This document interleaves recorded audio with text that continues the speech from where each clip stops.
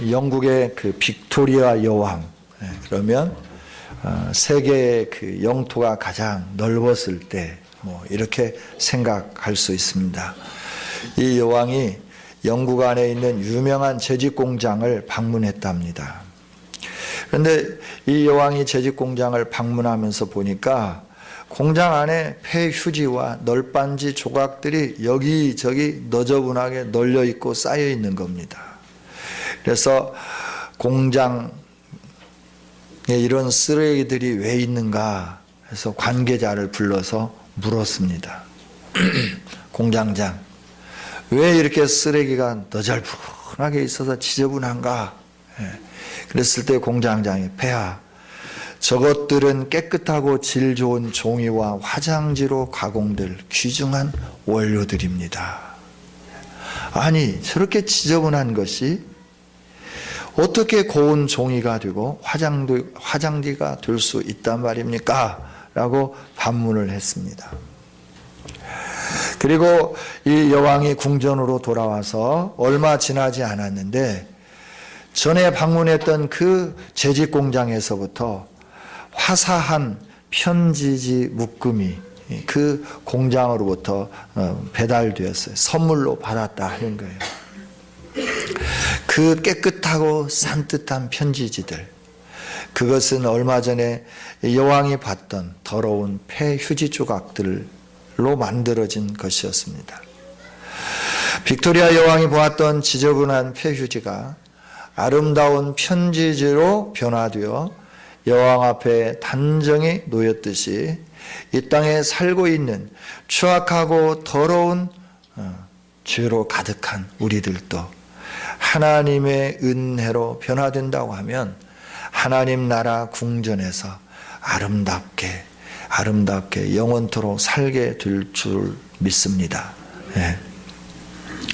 우리 모두는 대단한 존재인 것처럼 여겨지지만 우리는 대단한 존재가 아님을 곧 알 수 있습니다. 우리는 귀하다고 생각하고 아름답다고 생각하는데 우리는 그렇게 귀하지 않고 아름답지 않습니다.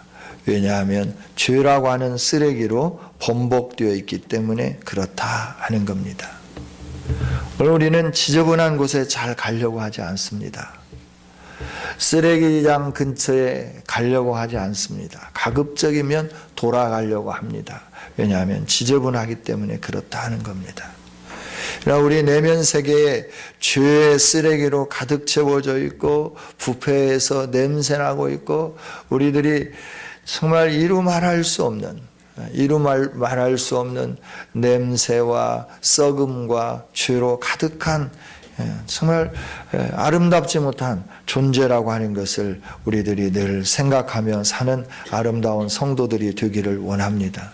이렇게 보잘것없는 우리들 어떻게 하면 귀하고 아름답게 변화될 수 있을까 하는 거예요. 그래서 구약의 성도들부터 시작해서 초대교회의 유대교 신자들이나 그리스도인 신자들 할 것 없이 모두가 다 어떻게 했느냐 그러면 어떻게 하면 귀하고 아름다운 존재로 변화될 수 있을까?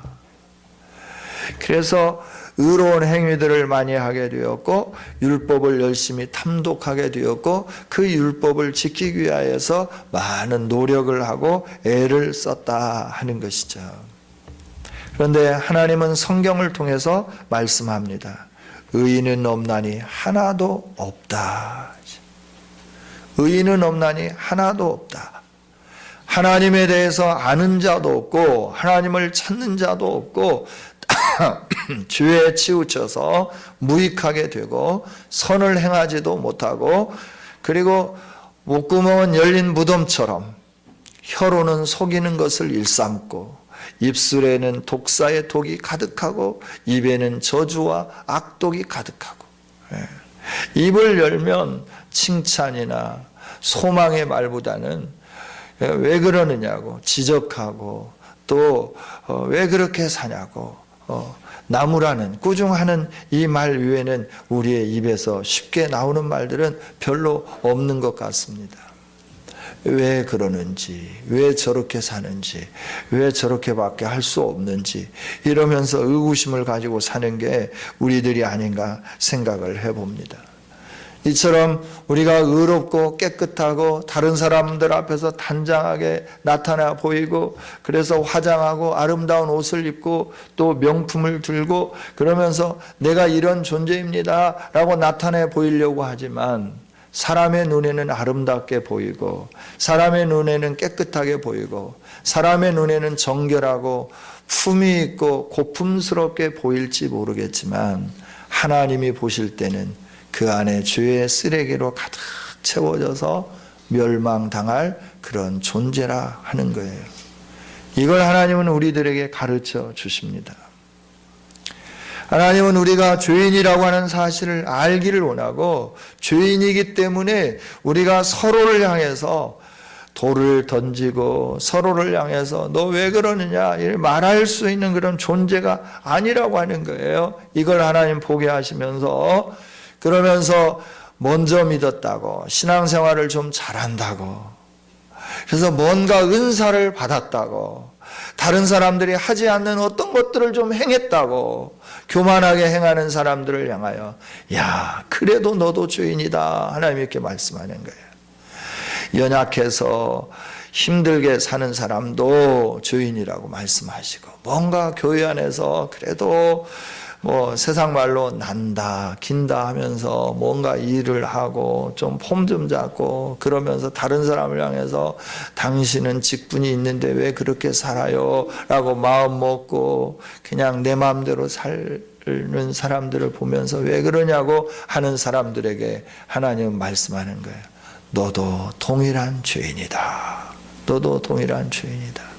그래서 모두가 다 그 죄 때문에 저주받아야 되고 절망의 늪에 들어가야 된다라고 하는 거예요. 이게 우리 인생의 현 주소라고 하는 것이죠. 이 현 주소에서부터 어떻게 우리가 소망을 가질 수 있고 어떻게 우리가 변화될 수 있겠는가라고 하는 거예요. 우리 사람의 노력으로는 도저히 불가능하다 하는 것이죠. 내가 뭔가 열심히 한다고, 그리고 내가 더 다른 사람보다 좀 낫게 그냥 다른 사람들 하지 않는 일을 행한다고 하나님이 나를 더 어여쁘게 보시고 나를 더 칭찬해 주시고 아이고 너 대단하다 이렇게 말씀하시지는 않을까 우리는 이렇게 착각하고 있는데, 하나님 말씀하시죠. 아니다, 아니다. 너희 모두는 다 죄인이다. 모두는 다 죄인이다. 우리는 원래 소망이 없는 사람들이에요. 하나님의 말씀을 가졌지만 우리는 소망이 없는 사람들이에요. 그 말씀을 가졌지만 말씀대로 지키지 못하기 때문에 우리는 말씀에 의하여 정죄를 받는 그런 사람들이에요. 성경이 말씀해 주잖아요. 유대인들아, 네가 율법을 가져서 참 좋고 선한 일이 많다. 너희들이 하나님의 말씀도 가졌고 예배도 어떻게 하는지 알게 되었고, 그래서 모든 사람들이 하나님께 나가는 길이 어떤 길인가도 알게 해 주었고, 그래서 그걸 가지고 너희들이 그렇게 살았다. 참 잘했다. 그러나 내가 너에게 말한다. 네가 하나님의 말씀을 가지고 있으면서도 그대로 행하지 않기 때문에 너는 그 말씀에 비추어서 죄인이다 라고 말씀하는 거예요. 우리는 연약한 죄인들입니다. 우리 모두는 다 죄로 말미암아 멸망당해야 할 사람들입니다. 이런 절망 가운데 있는 우리들에게 하나님은 어떻게 하셨느냐 그러면 한 의를 나타내 보였다라고 말씀해요. 율법이 아닌 하나님의 의가 나타났다. 21절에 이렇게 말씀을 해주시는 것이죠. 하나님은 절망 가운데 있는 우리들에게 소망을 주시기 위해서 하나님의 의를 우리에게 선물로 주셨다 하는 겁니다. 할렐루야. 그렇습니다. 하나님은 우리를 사랑하셔서 하나님의 의를 나타내 보여주셨는데, 그 의가 뭐냐? 율법과 선지자들에게 증거를 받은 것이라. 율법과 선지자들에게 증거를 받았다. 과거부터 약속하신 하나님의 그 약속이 오늘 우리에게 주어졌는데 그분이 누구냐 그러면 예수 그리스도고 그리스도를 믿음으로 말미암는 하나님의 역사하심, 하나님의 의의 나타나심이라고 말씀해 주는 거죠. 여러분, 하나님은 우리에게 소망이 없는데 소망을 주시기 위하여 예수 그리스도를 보내주셨습니다. 그리고 그 예수 그리스도에게 우리의 죄값을 다 담당하셨어요. 담당시키셨어요. 그래서 죄가 없으신데 죄인들처럼 세례를 받으시는 거예요. 하나님의 아들로서 온 우주 만물을 창조하신 하나님으로서 예수님은 전혀 죄가 없으신데 이 세상에 와서 죄인들처럼 세례 요한에게 세례를 받으시는 거예요. 그리고 그 죄의 짐을 짊어지시고 골고다 언덕으로 올라가시고 골고다 언덕에서 나무에 달려서 저주받은 자로 죽어주시는 거예요. 죄로 말미암아 저주받은 자가 저와 여러분인데 저와 여러분의 저주를 예수님이 담당하시고 나무에서 저주받아 죽으시는 것이죠. 그래서 우리를 저주에서부터 속량해 주시는 겁니다. 그래서 예수님을 믿으면 우리에게 죄의 저주가 사라지게 되는 줄 믿습니다. 예수님을 믿으면 우리 안에 있는 모든 지저분한 것들이 다 정결해져서 하나님의 나라의 존귀한 자녀들로 변화되는 줄 믿습니다. 예수님의 능력은 이런 위대한 능력입니다. 하나님은 저와 여러분을 사랑하셔서 이 예수님을 보내주셨는데 그럼 누가 예수님을 믿을 수 있느냐? 이 하나님의 의를 누가 받을 수 있느냐? 그럴 때 오늘 22절 마지막에 보면 하나님의 의는 차별이 없다 그랬어요. 하나님의 의는 차별이 없습니다. 세상에는 직장에 들어가려고 해도 자격이 제한이 되어 있어요. 요즘 교회에서 목사님들 청빙할 때도 연령의 제한이 있어요. 41세부터 45세까지 주로 이분들을 많이 보시는 거예요. 그러면서 일반 대학을 졸업하고 총신에서 MDB 과정을 하고 또 해외 나가서 박사를 가지고 있으신 분 청빙합니다. 자격이 갖춰져 있어요. 그 조건에 해당되지 않으면 내가 가서 열심히 해보고 싶은데 원서를 낼 수가 없어요. 이력서를 낼 수가 없는 거예요.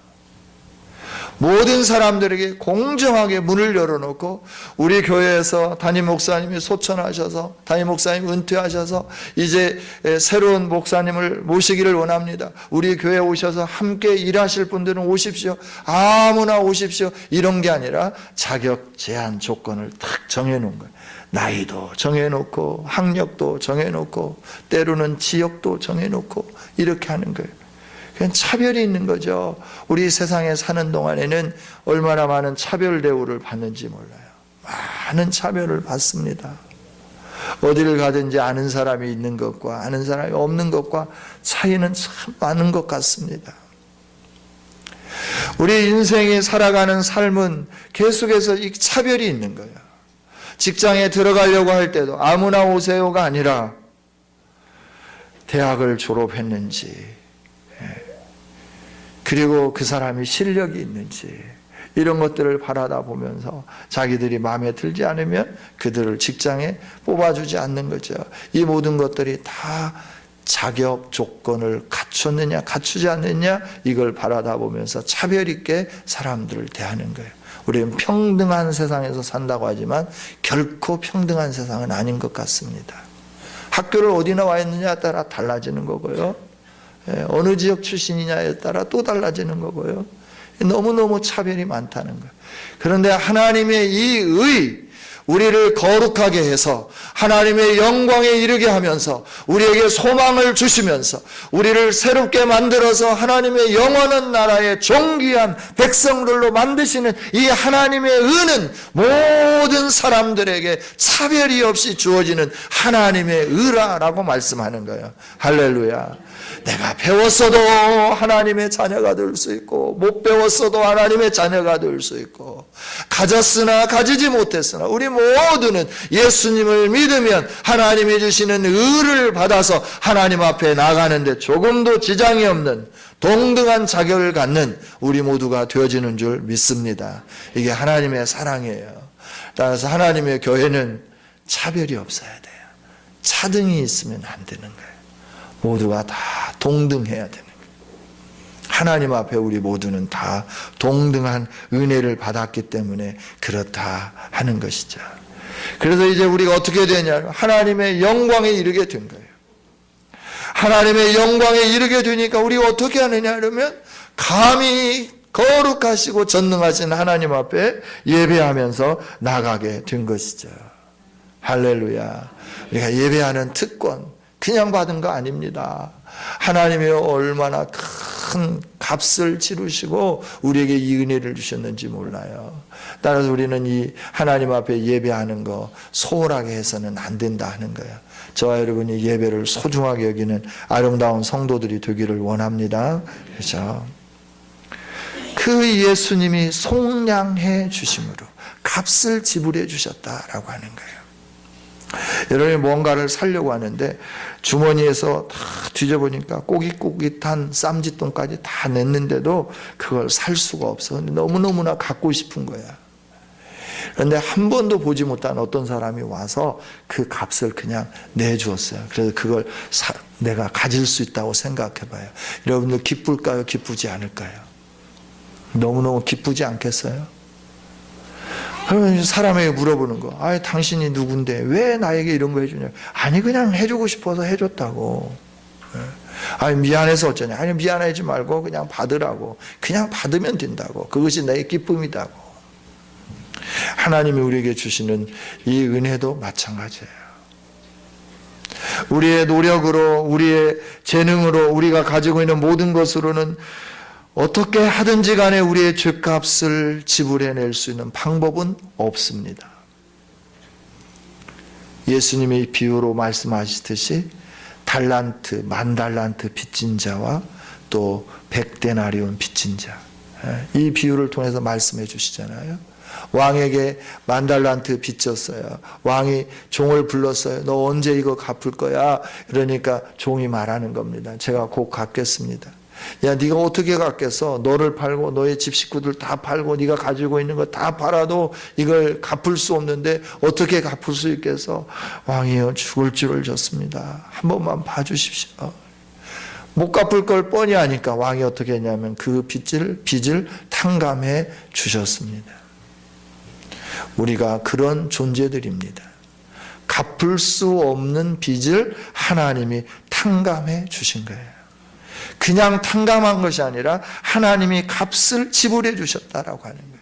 우리 대신 우리가 짊어져야 할 죄의 값을 그리스도 예수에게 넘기셔서 예수님 안에 있는 속량, 예수님의 그 값으로 말미암아 우리를 의롭게 만드셨어요. 이게 하나님의 은혜예요. 이 은혜는 하나님이 우리에게 값없이 줬지만 하나님은 엄청난 값을 지불하시고 우리를 의롭게 만드는 은혜를 허락해 주셨다 하는 겁니다. 그래서 우리는 이 은혜를 소홀히 여기지 않고 하나님이 주신 이 피로 말미암는 은혜를 마음에 새기면서 날마다 하나님이 나에게 주신 은혜가 얼마나 큰가를 기억하며 한 걸음씩 나가는 우리 모두가 되기를 원합니다. 그렇죠? 이렇게 은혜를 베푼 우리는 우리가 죄 지은 대로 하나님이 계속해서 심판하셨다고 하면 저와 여러분은 살아남을 수 없죠. 그런데 하나님이 뭐라고 말씀하시느냐 하면 25절에 하나님께서 길이 참으시는 중에 전에 지은 죄를 관과하심으로 자기의 의로우심을 나타내셨다 하는 거예요. 전에 지은 죄값을 하나님이 우리에게 찾으신다고 하면 우리는 그 죄값으로 인하여서 이미 모든 것이 다 끝났죠. 그런데 하나님은 어떻게 하시느냐 그러면 전에 지은 죄를 간과하셨다. 참으시는 중에 간과하셨다 하는 거예요. 그래서 오늘 우리가 이 은혜를 누릴 수 있고 그래서 우리가 하나님 앞에 설 수 있는 존재들이 되어진 줄 믿습니다. 그래서 우리는 자랑할 것이 없는 거예요. 뭘 자랑하겠습니까? 우리가 좀 더 열심히 하는 걸 자랑하겠습니까? 뭘 자랑하겠습니까? 바울 사도가 교회를 향해서 편지를 쓰면서 그러죠. 자랑할 것이 있냐? 이 정신 없는 사람들아, 자랑하려고 하면 나도 자랑할 것이 참 무지개 많다라고 말하면서 자기 자랑할 거리를 쭉 한번 나열해 봅니다. 나는 히브리인 중에 히브리인이요 난지 8일 만에 할례를 받은 자요 율법의 의로는 가장 엄한 교육을 받은 자요 또 의롭게 살기로는 가장 열정적으로 산 사람이요 내가 또 하나님 앞에 일하고 헌신하는데 나만큼 일하고 헌신한 사람이 있냐? 자랑하려고 하면 한번 해보자. 나는 매도 수없이 맞았고 강도도 수없이 당했고 나는 여러 가지 힘듦과 어려움도 많이 겪었지만 그렇다고 내가 복음 증거하는 것을 한 번이라도 쉬었느냐? 쉬지 않았다는 거예요. 율법으로도 자랑할 것이 넘치고 복음으로도 내가 자랑할 것이 넘친다. 그러나 나는 자랑할 수가 없다라고 하는 거예요. 왜 자랑할 수가 없느냐? 왜 자랑할 수가 없느냐? 나 같은 죄인을 하나님이 사랑해 주셔서 그 하나님의 은혜를 베풀어 주셔서 하나님의 의로움 속에 들어가게 하시고 하나님의 영광에 참여할 수 있도록 은총을 주신 이 일만 생각하면 내가 일한 것이 뭐 대수로운 거냐? 아무것도 아니다라고 하는 거예요. 여러분, 우리가 신앙생활하는 것은 자랑하는 것이 아니라 오직 감사하고 찬송하고 순종하고 섬기는 일인 줄 믿습니다. 자랑할 것이 없어요. 뭘 자랑하겠습니까? 우리가 바울 사도보다 좀 더 열정적으로 일한다고 하면 자랑할 수 있을지 모르겠지만 바울 사도도 고백하잖아요. 나도 자랑할 것이 없다. 나의 나된 것은 오직 하나님의 은혜로 되었기 때문에 내가 행한 모든 것에 대해서 내가 자랑할 수 없다라고 고백하는 거예요. 오늘도 말씀하시잖아요. 하나님이 하시는 말씀 그런즉 자랑할 때가 어디 있냐? 있을 수 없다. 무슨 법이냐? 무슨 행위냐? 네가 무슨 법을 잘 지켰다고 자랑하겠냐? 네가 뭘 행했다고 자랑할 수 있겠느냐? 네가 의롭게 된 것은 율법의 열정도 아니고 네가 이 세상에 살면서 거룩하고 순결하게 산 열정도 아니고 오직 믿음의 법으로 네가 의로워졌지 않느냐. 그런데 무엇을 가지고 자랑하겠느냐라고 말씀하는 것이죠. 여러분, 우리는 자랑하지 않는 겸손한 성도들이 되기를 원합니다. 그러면서 하나님은 온 인류의 모든 열방 가운데 백성 가운데 하나님이 되신다고 하는 걸 말씀해 주는 것이죠. 하나님은 내 하나님이니까 나는 잘 돼야 되고 다른 사람은 잘 되면 안 되고 이게 아니라 하나님 모두를 다 사랑하는 모두의 하나님이 되신다라고 하는 거예요. 유대인의 하나님이시고 이방인의 하나님이시고 헬라인의 하나님이시고 오늘 우리의 하나님이시면서 저 북녘 땅의 하나님이 되시는 줄 믿습니다. 이 아시아의 하나님이시며 아프리카의 하나님이신 줄 믿습니다. 우리 믿는 그리스도인들의 하나님이실 뿐만 아니라 하나님 믿는 사람들, 예수님 믿는 사람들을 박해하고 핍박하는 저 아랍권과 불교권과 회교도권에 있는 모든 사람들의 하나님도 되심을 우리가 믿어야 할 줄 믿습니다. 우리 모든 인류의 하나님 되신 하나님의 이 영광이 우리에게 나타났던 것처럼 모든 사람들에게도 다 나타날 수 있도록 나에게 이 은혜를 주셔서 내가 이 놀라운 구원의 감격을 누리며 하나님의 영광에 이르게 된 것처럼 이 세상의 모든 사람도 다 하나님의 영광에 이를 수 있도록 우리가 기도하면서 하나님의 이 영광의 역사가 나타나도록 힘쓰고 애써야 될 줄 믿습니다. 이렇게 믿음으로 하나님의 백성이 된 우리들은 어떻게 해야 되냐 하는 거예요. 마지막 31절입니다. 우리가 믿음으로 말미암아 율법을 파괴할 수 있겠느냐라고 하는 거예요. 우리가 율법을 없앨 수 있겠느냐는 거예요. 그럴 수 없다는 거예요. 도리어 율법을 굳게 세우느니라라고 하는 거예요. 저와 여러분이 구원받았다고, 의로워졌다고 하나님의 말씀을 무시할 수 있느냐? 그럴 수 없다고 하는 거예요.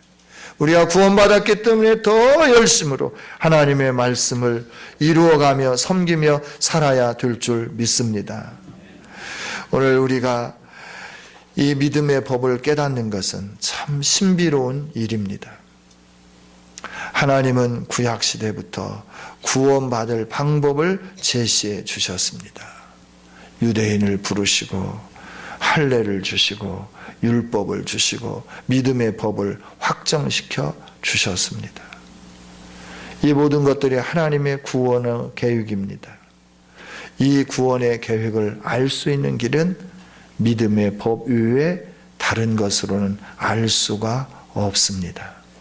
하나님의 방법으로 인류를 구원하신 이 놀라운 사실, 내가 어떻게 하나님의 이 구원의 법을 알 수 있겠는가?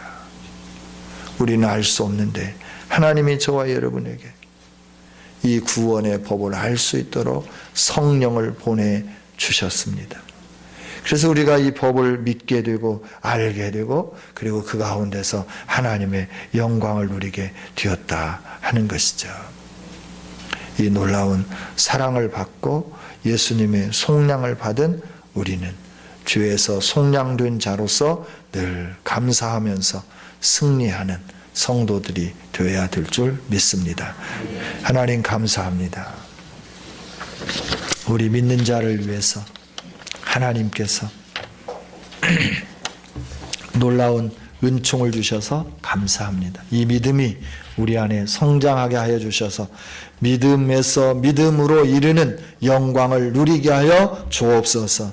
이 말씀을 주셨사오니 가슴에 새기게 하시고 이 말씀으로 승리하는 우리 모두 되게 하여 주옵소서.